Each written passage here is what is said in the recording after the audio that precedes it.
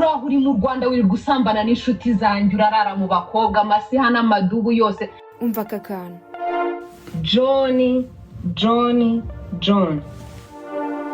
John nguhamagaye kangahe Eva arababaye cyane agenda kenda kumuturitsa umutima ubu imbuga nkoranyambaga zose zatiti imihanda yanyereye mu rugo kwa John na Eva intambara ni yose mbega intambara irakomeye ngiye wumva nitwa Joe 12 mbaye ikaze ubu ibintu bikomeje gufata indi ntera hagati ya John na Eva amabanga yabo yo mu mbere bari kuyamenya ntacyo bitayeho Eva avuga ko nta kintu na kimwe kibaho atakoreye John kugira naho yasambanaga n'inshuti ze ariko yaba byari ibyo gusa wenda ataramuhengereye ngo amufate video yambaye ubusa John ngazimukangishe akamubwira ko navuga amabi ye nawe azamushyira hanze isi yose ikamubona yambaye ubusa isi yose ikabona ubwambure bwe ngo washira ama video yanjye nambaye ubusa ngo hanze bra whatever gushyira hanze ubwambure bw'umugore wawe aha birandenze buze nicyo mvuga pe mwese murabizi ko iyo ari imwe muri couple zabicaye bigacika mu Rwanda ndetse rwose benshi muri mwe iyo mwatekerezaga couple nziza yishimye ibayeho neza mwifuza kuba nkayo abenshi mwahurizaga kuri John na Eva barakundanye bidasanzwe kugeza ubwo Eva yita izina ry'umugabo we ngira ngo abakurikirana cyane Eva kuri TikTok urubuga yabaye igifi kinini murabizi ko amazina ye yitwa Eva wa John gusa uyu munsi ari kwicuza cyane kubera haye umutima w'uyu mugabo ariko se mu by'ukuri aba bahoze bakundana urukundo nk'urwa Romeo na Juliet bapfuye iki intandaro yo gushwambagura no kwambikana ubusa bigeze aha yabaye iyi none se ko John ari kuza ari rukwe na Eva kari rukwe turamenya ukuri ari ukuwe none se ubundi Eva ko bivuga ko nawe udashobotse ukuri ni ukuwe ngaho tubwira uko byagenze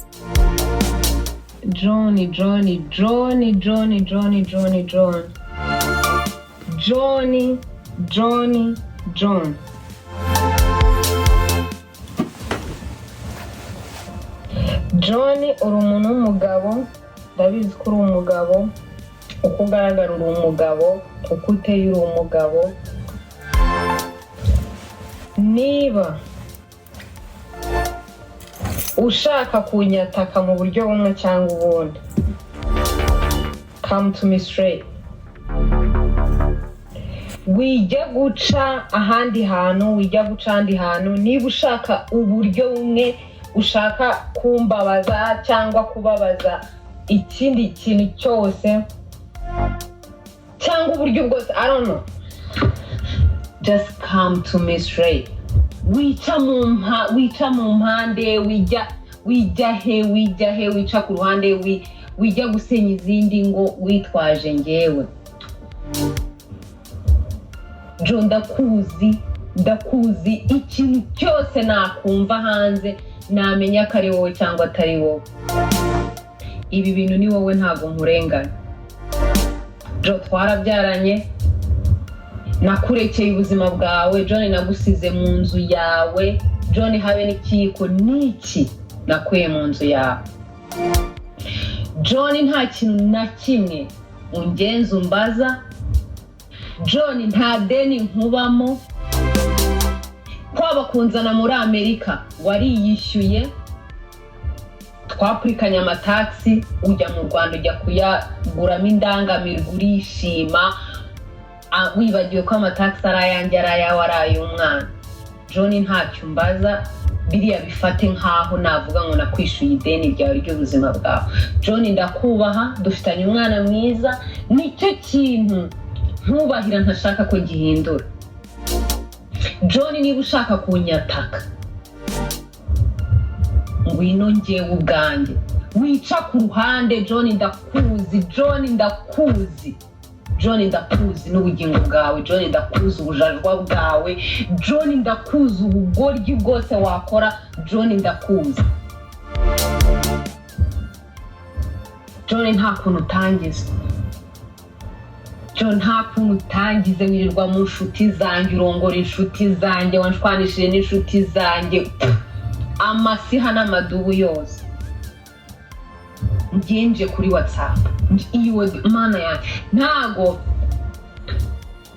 wakumva ukuntu nabura nk'ukuntu icyama tukaba turi kumwe face to face nakunda kuzi nta n'igishyashya nakurebaho waretse tukabana neza Jo waretse tukabana neza singe kukubwira ngo tukarerana umwana twabyaranye kuko nta mumaro umaze kuri uriya mwana nta numwe muri iyi si ya rurema nta numwe kuko yabuzi ko ukunda umwana wamubyara ntabwo agakwiye kuba waragiye gusesagura amafaranga mu Rwanda umwana watagira insurance kandi gura umwene igihugu wa Amerika.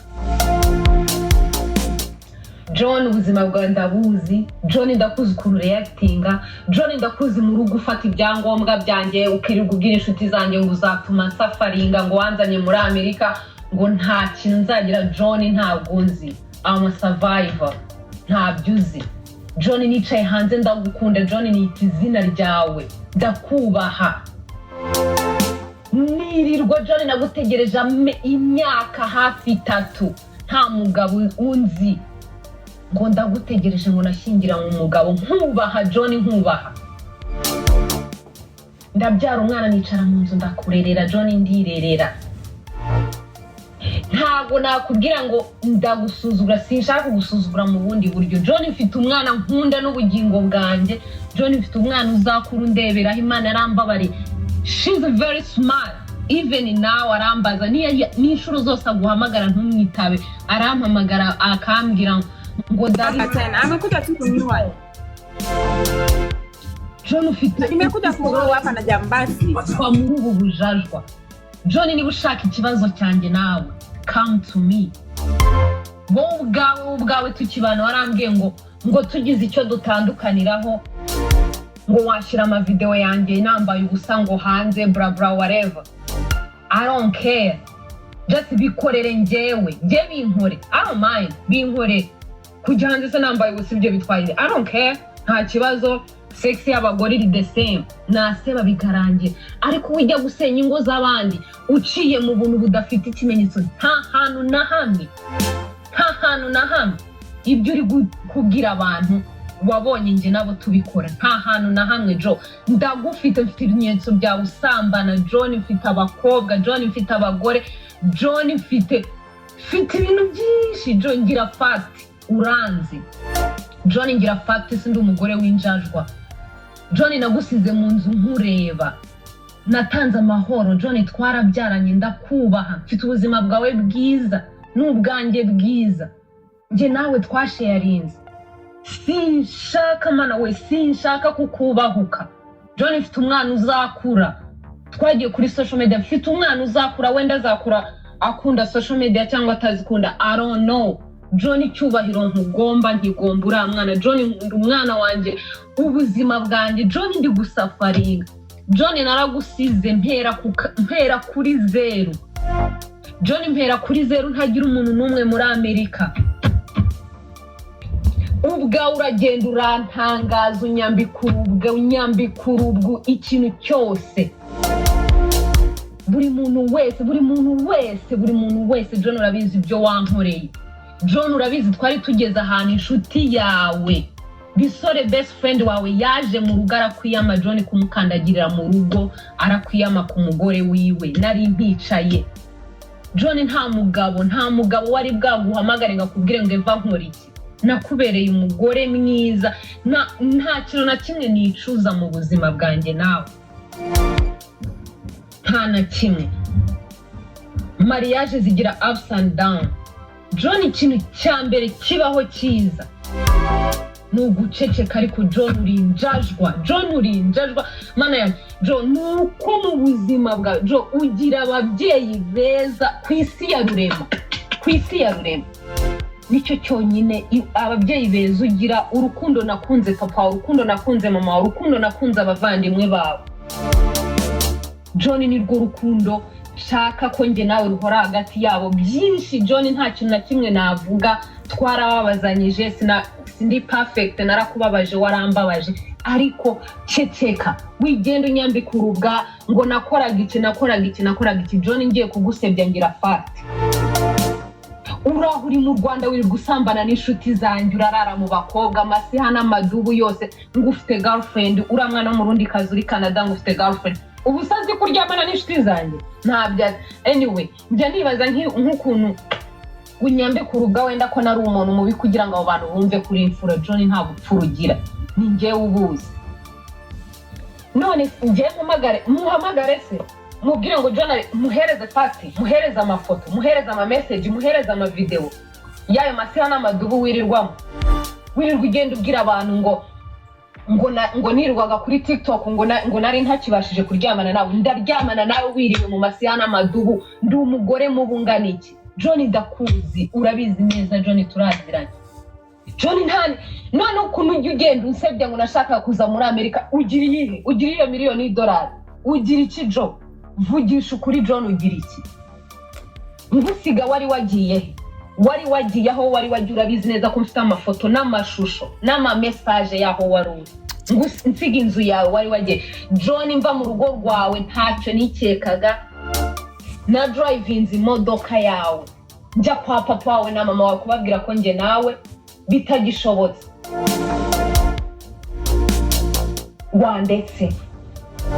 Wandetse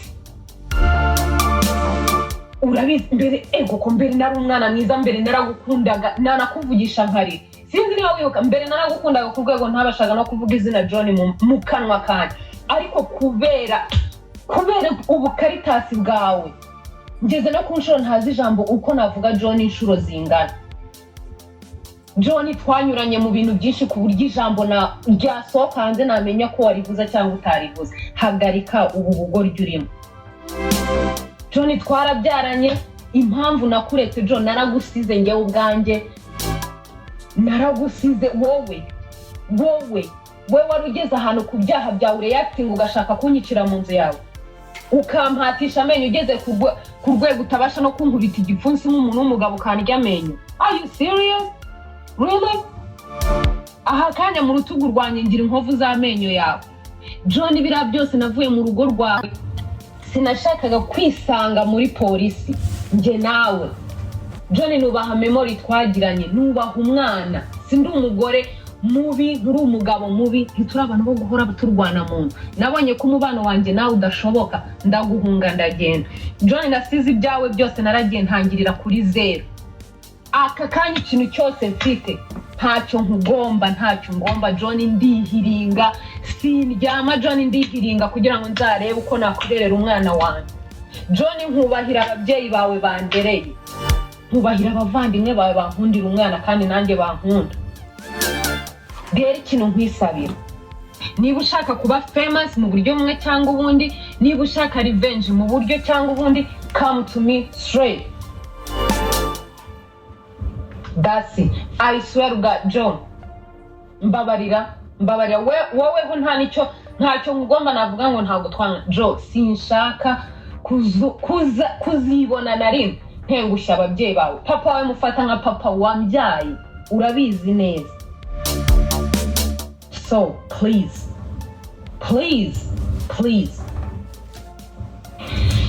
uri kunyaka kukoresheje abandi bantu, ugeza aho ujya uca mu makona, uri kugenda ubwira. Please come to me. Niba ari icyo ushaka kumbwira, John, nakwibutsa byinshi ukuntu wirirwaga umbekera ngo nta kintu ngufasha, ngo amafaranga yanjye yose ngo nyakora ibindi bintu. John, niki ntagufashije? Amafaranga nahembwaga niki? Ngira chat mu buzima bwawe, sinarinzi na password ya phone, like how can I say this, na kadi zawe. John, kadi yanjye narayigusigiraga nkajya ku kazi ukishyura ibyo wariye n'ibyo utariye. John, transaction zanjye zari wowe. John, ntagiye na kimwe naguhisha ikintu. Amafaranga nahembwe yakoresheje uko ushaka, ariko twari tugezeho dusohorwa mu nzu. Ibyo ngibyo urabizi.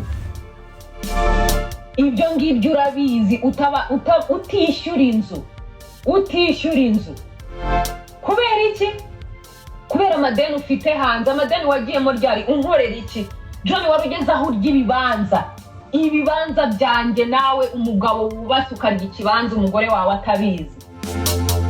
Wowe ubwawe urabizi neza ko urugo rwawe ari wowe ubwawe waferiye. John, ngira fact. Wa mugabo we naragukunze n'umutima wanjye wose, uwo mutima wagukunze ni nawo mutima wacuzinze kugusiga. Nagusize mu nzu habe n'ikiyiko. Natwaye imodoka yawe, imodoka yawe nagiye ni drive-ins. Nta modoka nagira. Nagiye ni drive-ins nigeza kwa mama wawe. Fata umwana wanjye ndigendera. Kubw'urukundo ababyeyi bawe bagira, ibintu birafixingwa. Ndakureka ukomeza ubuzima bwawe, nanjye njya guhera kuri zero. Sinavuga ngo bigeze gusa Imana iracyandinze kandi ndizera neza ko bizakunda. Jo, ndakwinginze turekera. Ndakwinginze. John navuga ariko sibyo nifuza. So please stop. Reka kujya muri uyu mugore kumugira single mother. Nta kintu biri bukugezeho. First of all, uwo mugore wenda nuko nta nicyo namuvugaho, ariko mbere ya byo wowe ntacyo uhomba. Wowe nta kintu uhomba Jo. Ndakuzi neza kuvuga ni ikintu cyawe.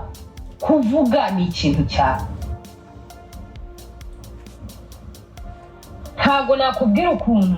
Sinavuga ngo mbaye disappointed. Simbaye disappointed. Ibyo ni urucabana. Kuba we wandisappointinga, wowe ibyo ni urucabana. So please stop. Thank you.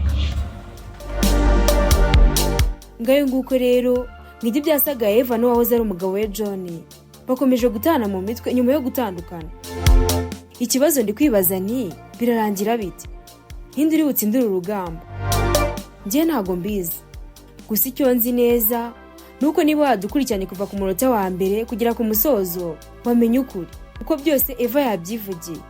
Inansi waje ikiganiro cy'uyu munsi ngushimira ko wabanye natwe nawe ubutaha Imana ibarinde.